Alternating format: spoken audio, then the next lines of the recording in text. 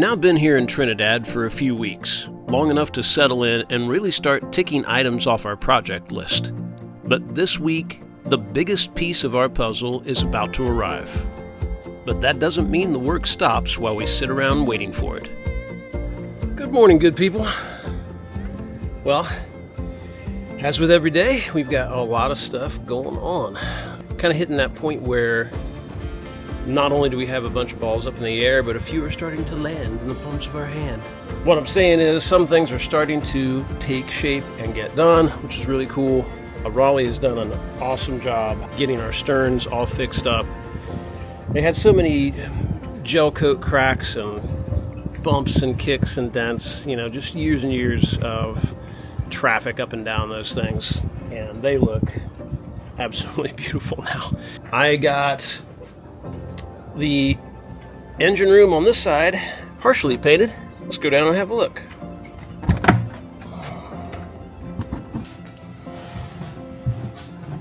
Went ahead and painted a lot of the ceiling, some of the walls, and then the most important part is the ceiling and the sides back in here. And then I just did this yesterday, so that is dry, and I'm going to use actual bilge paint down in this area where there, could be water.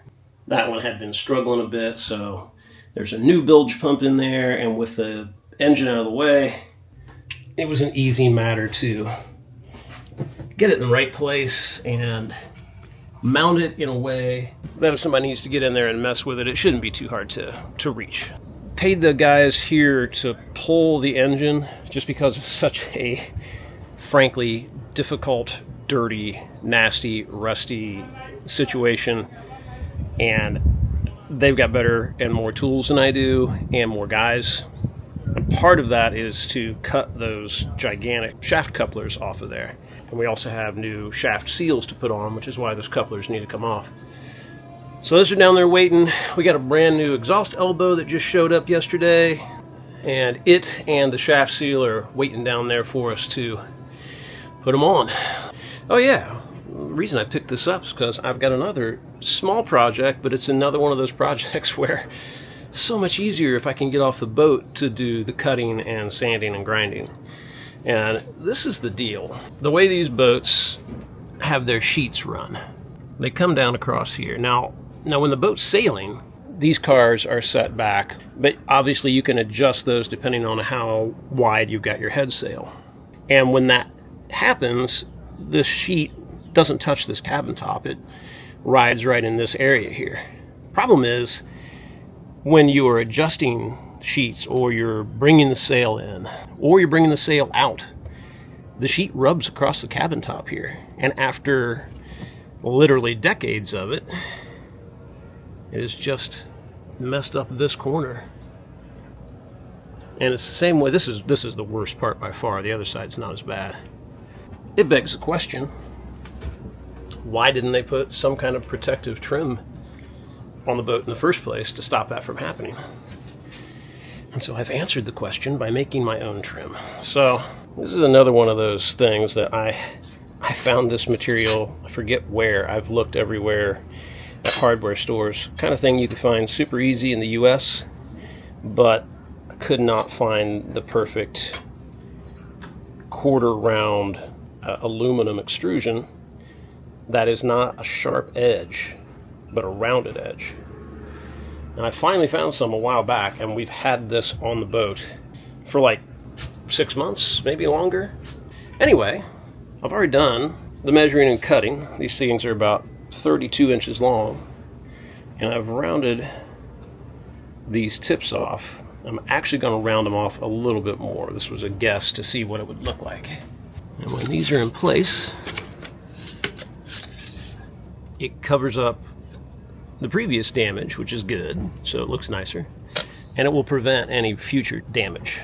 I'm going to drill 3 holes and countersink them, and then 3 small screws will hold this in place.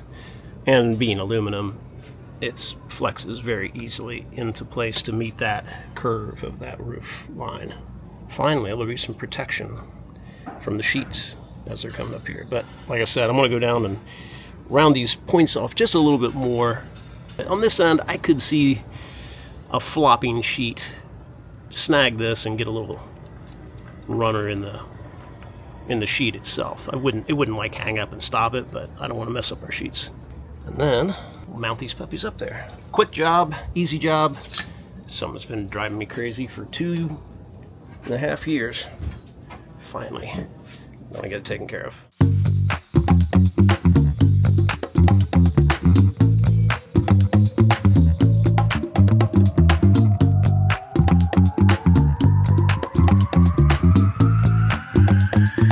Yeah, that's better. I love it when a plan comes together. Both went up pretty much exactly as planned. Now, our cabin top is nicely protected. I know it's a little thing.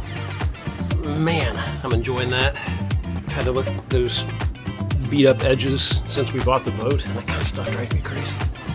This is much, much better. Nice and smooth. Moving on. Next project, swim ladder, which we have also had for a long time. I believe I had it shipped to us in St. Martin. So we've had it for 8 months, probably close to a year. Another one of those things that it's just too close to the water. Theoretically, I maybe could have replaced it, but we wanted to wait until we had refinished the sterns, and I just need my helper now. This is maybe River's favorite thing that we're doing to the boat. He has asked us several times, are we putting a new swim ladder on? He doesn't care about any other part. So this is how it's pretty much going to have to be mounted. There's a handful of designs for aftermarket ladders that you can get. A lot of them are real similar in how they attach to the stern, but what's the same about all of them is they aren't really designed for a stern that is slanted this much past where they mount. They're made for like a flat edge. So kind of had to roll the dice and pick one that I thought would extend out the right amount, would be solid enough, would still have room to mount it.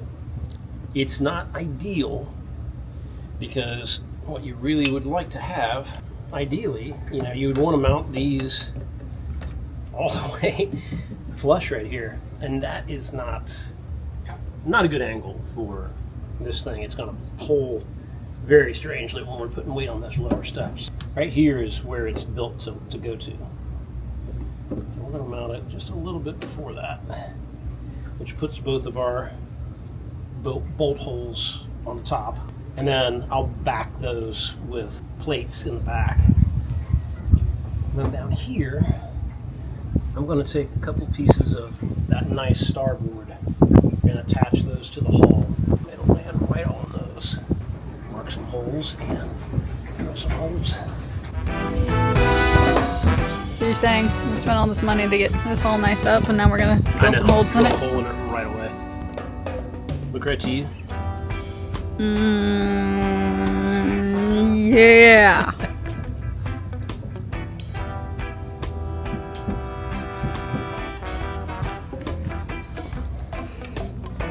Cool. Yep. You get to try it first. Once we hook it up. Yeah, I'll just climb up a bit. Alright, y'all. Well, as excited as I am for this project, this is the worst part. And that is putting 4 brand new holes right in our brand new stern. Not the first time I've put holes in the boat, but usually it's not all part of the boat that's just been made new. But I gotta do what I gotta do. Okay, well, there's a place to start as any. Clearly there's an aluminum plate in there, so that's really cool. Nice job, Privilege. Alright folks, well these are pretty close to the edge. I'm gonna turn off the camera and put all my focus on it to make sure I don't slip. Okay. Let's do this thing. Chicken wing.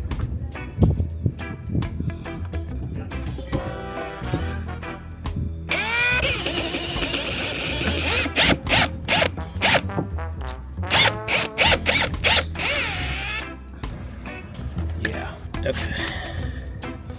Yeah, exactly. All right, I'll go down and tighten from behind. I'm gonna start on this one, okay? Cool. Yep.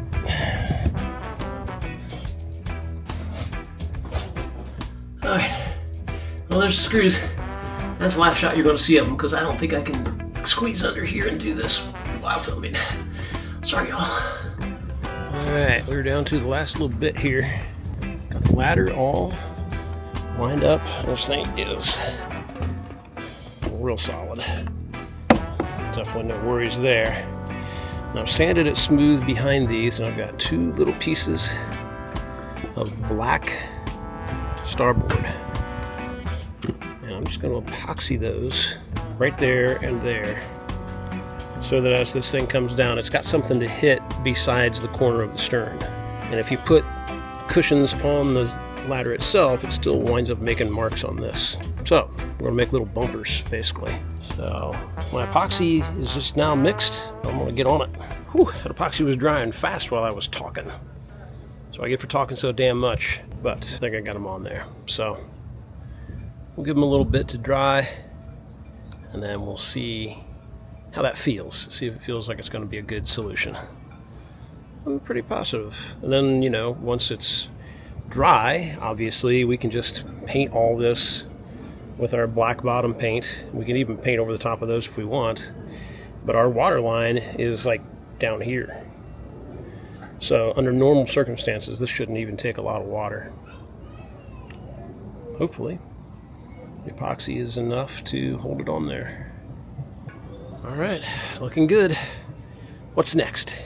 Let me add it. Lauren and I also worked pretty darn hard on Mango. Got her looking pretty good, considering. I mean, 4 to 5 years in the Caribbean takes its toll on a dinghy, I can tell you that. But I think it cleaned up pretty nice. Top side's looking good. We're gonna put some protectant on it. Got some pretty good stuff here. A couple of good layers of that. And then we will be hauling it back up. Are you ready to be a guinea pig? What? Pull your weight on this boat? What? By being our test subject? For what? The ladder! Put it down gently since we don't have water for it to splash into. Yeah, since it's brand new. Oh. And climb on down. You're missing a step. There we go. And you can use that bar right in the middle to hold on to. That's what that's for, it's a hand grip. Ah, cool. A success! Hey, you didn't put the ladder up. I think it's going to be pretty cool. Can't wait to do it in the water. What do we have today? Excitement. All the things are coming, it seems. I guess we should go to customs now. Says they're on their way. So this will be the third package of anything that we've received here, and each time it's been different. The first one we'd ordered stuff before we even left to come here, and it was here the day we came into the boatyard. It was just at the office, and we just picked it up, and that was it. And that came from my U.S. shipping. The second one was our elbow that I ordered from Bulgaria.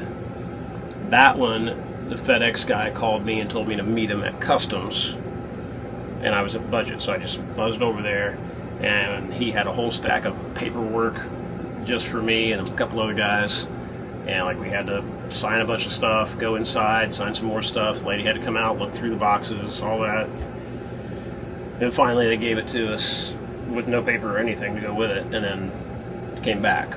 This time it's my U.S. again, and the office called me and said that we have to meet them over there and bring all of our stuff, all the documentation, our mine, passport, boat registration, etc., etc. So like every time so far it's been different.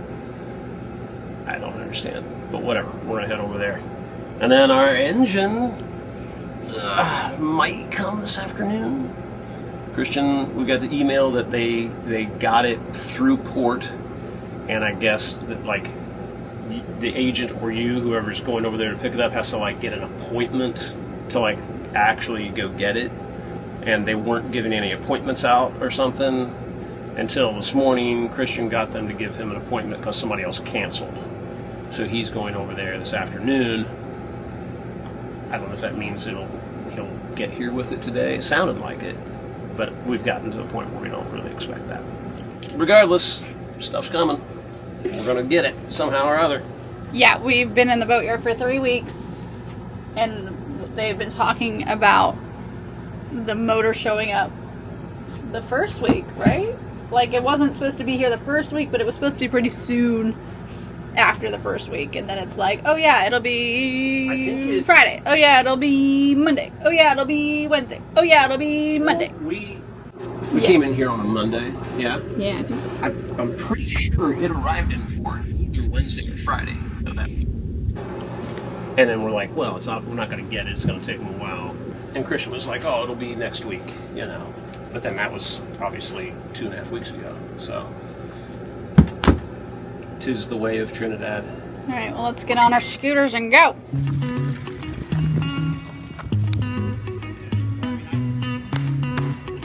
We just came to customs, and I've got our...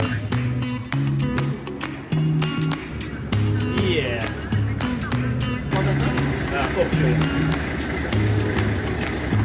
Yay, better.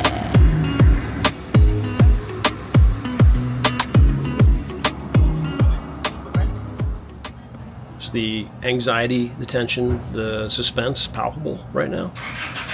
Lauren's had a lot of anxiety and suspense directly attached to this motor not showing up. Directly attached to just the motor in general. Ooh, a phone call. Hey, Christian. Hi, how are you going? Good.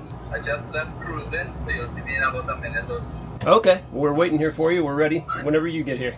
Well, there you go. That's why we're videoing right now. It's because the engine is literally on its way to us. Not just to us in the general sense across an ocean, or to us here in Trinidad, or to us from the port. It's like, well, I guess that is what it is. It's to us from the port. To the boat. Yeah. From the port to the boat. So it's going to get here, and one of the yard guys is going to come over with a forklift and get it off the truck.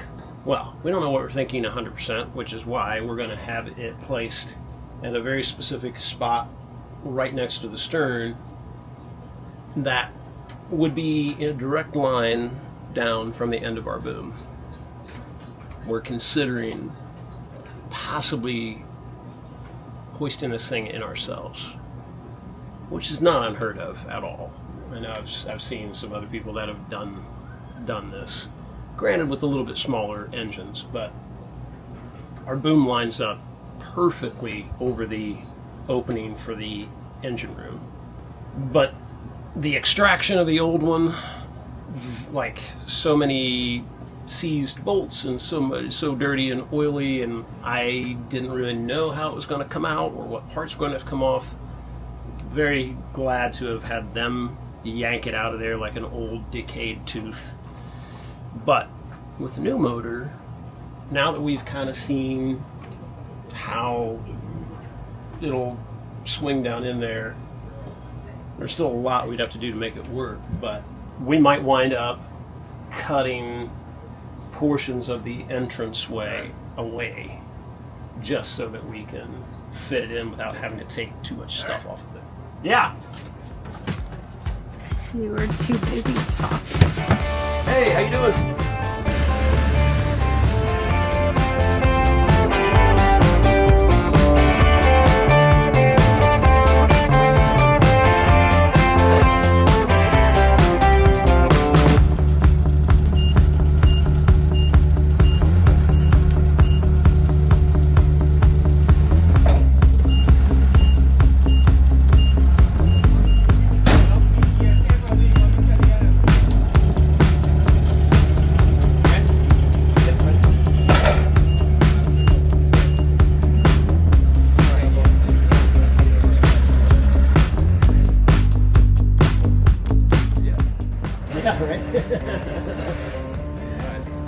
So it looks like a motor? Yeah, you gonna come down?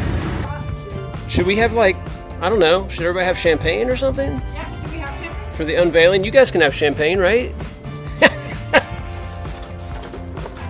Pull it all off so we can see it. Whoa, actually pretty cool. It's all paint. Well, it has to be. How is this electric? It's not. I thought we Man. got electric desire. Did you not get the memo or what? I thought you said it was. We were getting That was like 6 months ago. that Yeah. we were doing electric motor. Now, we decided. Man. Can we get it? All right, there it is. It looks good. I mean, like, even like the details, I didn't know. I knew they were reconditioning it and repainting it and doing all this stuff, but like, I didn't know it would be quite so. Oh, so we did like. All right, now, so to get it up there and in there. Lauren suggested that we just cut a hole right here and then just have them fork it straight in, which is not as crazy as it sounds, but maybe a little much for us. Start cutting. I'm ready. I'll give you a circular saw. Look, an engine and the heat exchanger for the other side. Because that was very questionable. I know. Things are happening. It wasn't a scam. It exists. It exists. It's not Pavlov's motor. I don't even know if that's the right term. I don't know what Pavlov is. Yeah. You're talking Schrodinger's. Schrodinger's. Schrodinger's. Is that the one where if it's in the box, how do you know it's actually there? Right. Yeah. There you go. Schrodinger's motor.